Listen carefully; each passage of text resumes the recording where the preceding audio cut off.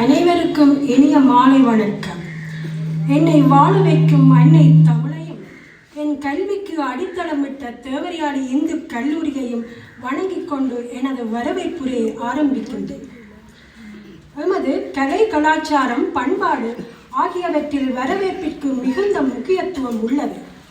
சங்ககால இலக்கியங்களில் கூட யாரை எப்படி வரவேற்பது என்ற குறிப்புகள் உள்ளன. அந்த வகையில் இன்றைய விழாவின் இந்த பொறுப்பினை என்னிடம் வழங்கிய அனைவருக்கும் முதலில் எனது உளமார்ந்த நன்றிகள். கலை, கலாச்சார விழாக்களால் பெருமை கொண்டது பதிலியூர். தற்பொழுது இலக்கிய விழாக்களாலும் பெருமை கொண்டுள்ளது.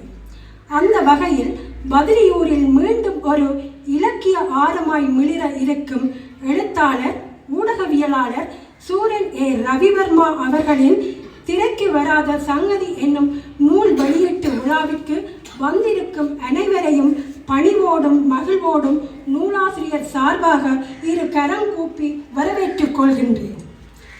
இன்றைய விழாவிற்கு தலைமை வகிக்கும் சிரேஷ்ட ஊடகவியலாளர் திரு ஈனா பாரதி அவர்களுக்கு எமது பணிவான வணக்கங்கள் பெற்றுக்கொள்கின்றோம்.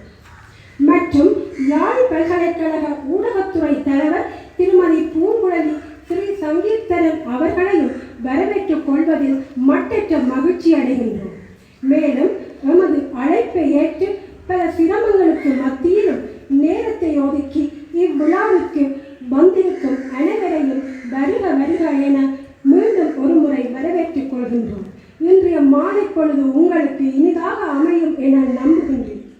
நிறைவாக என்னை வளர்த்த இந்த மேடையில், எனது முதல் மேடையில் இந்த இனிய தருணத்தை வழங்கிய எனது அண்ணா, இன்றைய நூலாசிரியர் சூரன் ஏ. ரவிவர்மா அவர்களுக்கும் இறைவனுக்கும் நன்றியை கூறிக்கொண்டு எனது வரவேற்புரையை நிறைவு செய்கின்றேன். நன்றி, வணக்கம்.